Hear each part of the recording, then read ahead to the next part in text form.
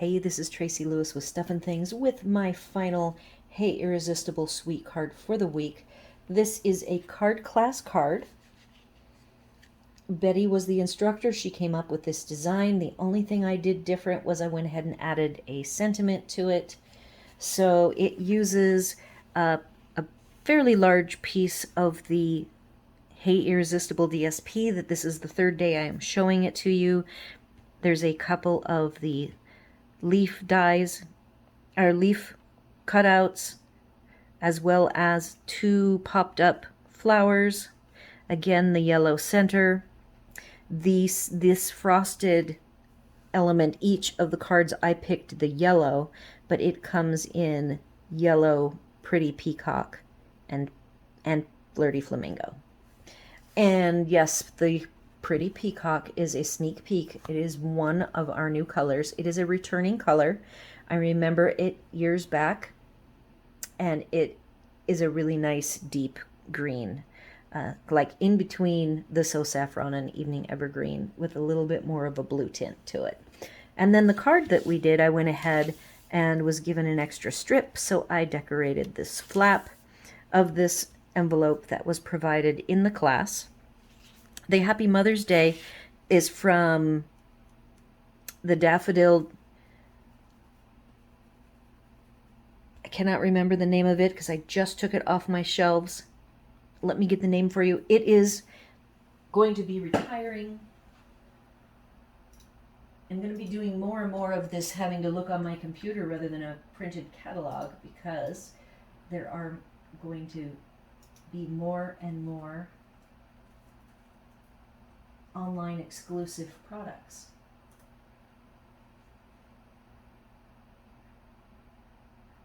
So the bundle, the daffodil dies are the dies that go with it. And I see that the stamp set is sold out. So even if I put it on the supplies list, that particular sentiment would not be available, because only the dies from that particular bundle are available now. But I really liked the Mother's Day font, so this is my second Mother's Day card. I already shared with you the trim combination that I used, which was both products come from Hobby Lobby. This in the sewing section, this is in the yarn section. This is like a crochet trim, and it is an AB wrapped, like a metallic sheen. And then this is the sheen of green that was the closest match to Soft Succulent, which is retiring at the end of the month, because of it being a 2-year in color from 2021 to 2023. And how I made the bow is I went ahead and joined these two together, folded them in half, and then I just did a cute little bow. I like to make my bows, in case I didn't leave enough length, I tend to keep my strands on their full, either the spool or whatever that is called.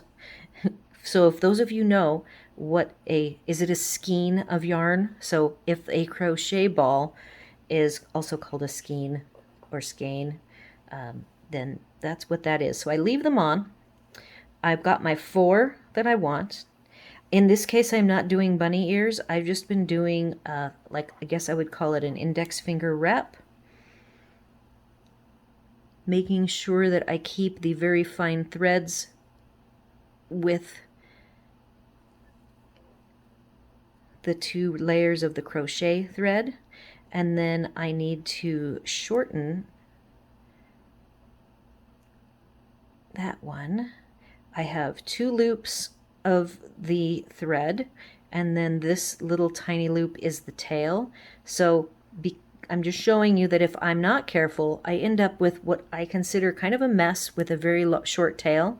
So I'm going to show you how I unravel it. So if I don't like it, because I didn't do it correctly, I simply pull on that tail and I can start all over. I can make my length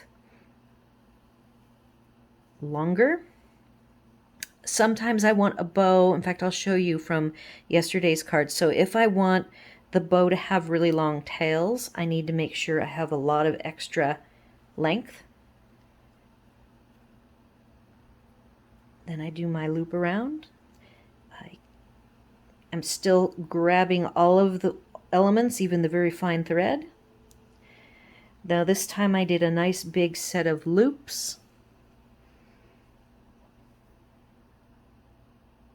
So I have my length here, which are the tails. Then I have my tails over here, which can be cut off. I do have the looping happening, but I see it's not too bad here. All right, so I like how I'm looking, and then what I do is I grab some scissors.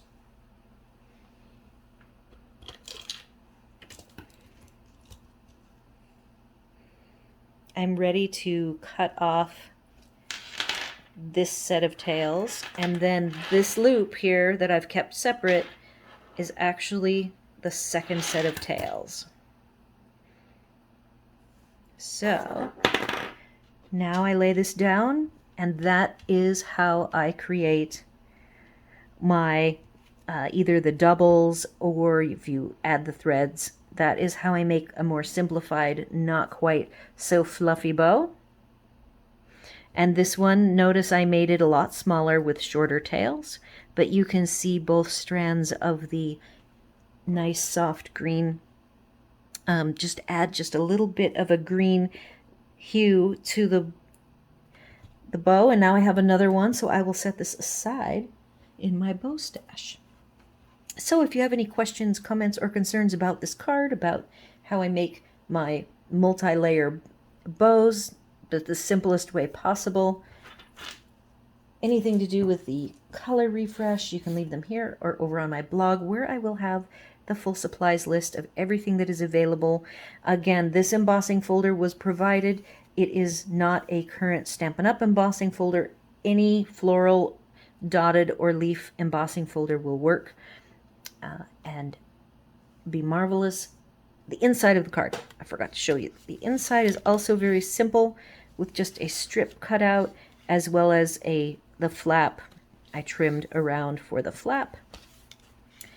Be sure to like, share, and subscribe, and thanks for watching.